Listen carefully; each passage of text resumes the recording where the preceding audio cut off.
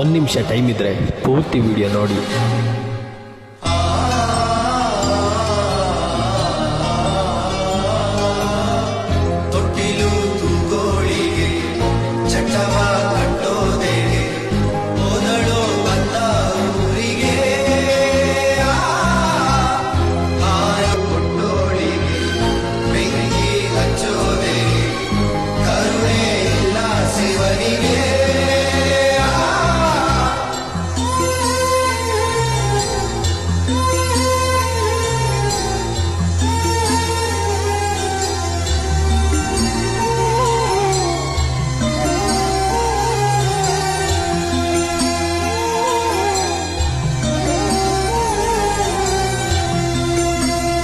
ನಮ್ಮ ವಿಡಿಯೋ ಮತ್ತೆ ಸಿಗದೇ ಇರ್ಬೋದು. ನಮ್ಮ ಅಕೌಂಟ್ನ ಫಾಲೋ ಮಾಡ್ಕೊಳ್ಳಿ, ಹಾಗೆ ನಿಮ್ಮ ಅನಿಸಿಕೆನ ಕಮೆಂಟಲ್ಲಿ ತಿಳಿಸಿ.